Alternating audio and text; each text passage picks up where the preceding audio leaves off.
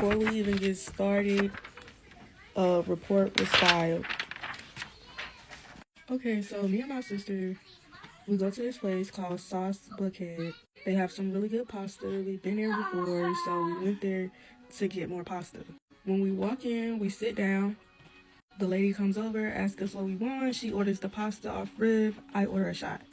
After I order my shot and the lady walks off to go get it, this person walks in the door.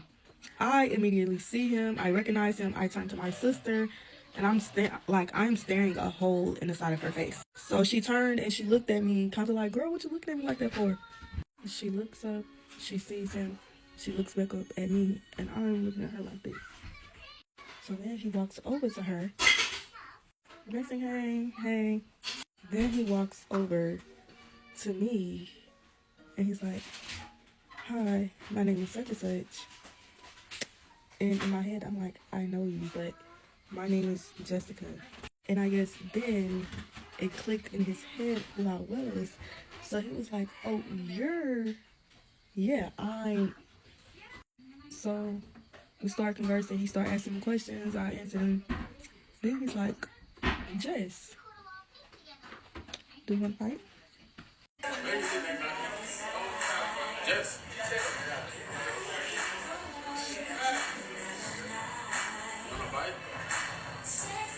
No, we don't want to do that.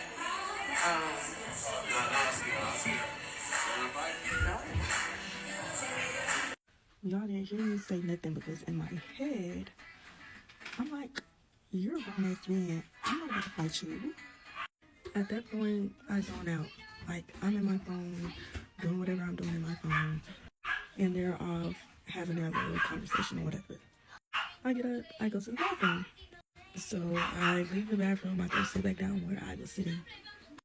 He then walks around her, comes to my left side. He grabs my face. Then he's like grabbing and pulling my arm. And I'm really in shock trying to register what the heck is going on because, first of all, you like 5'11", almost 6 feet, and you standing over me while I'm sitting down.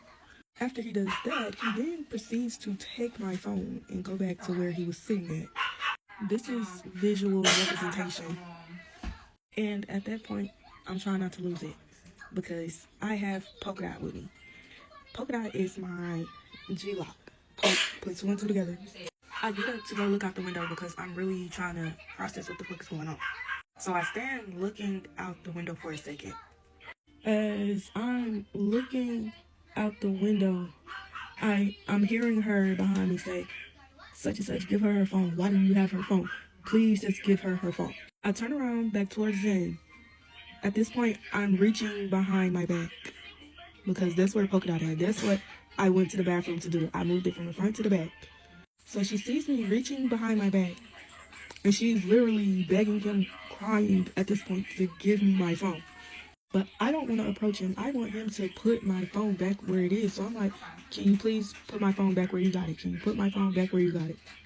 And he's just holding it. He's holding it like this, like basically telling me to come get my shit back. So I finally decide to walk over there, and as I'm trying to grab it out his hand, he's like holding it with resistance, like he's not trying to give me my shit. So I finally got it out of his hand. I picked up my plate, and I stood there. He got up and walked towards the front. Then he turns around and started walking back towards us. But he was approaching her, so I grabbed her by her jacket. And I'm like pulling her behind me because she's physically shaking, crying, scared at this point. So he walk out the door, he go his way. She's behind me. I tell her to like get in front of me because at that point I had pulled Polka Dot out of my pants. So as we're crossing the street to go back to the parking garage, he's standing right there talking to somebody that was in the restaurant. Him right here.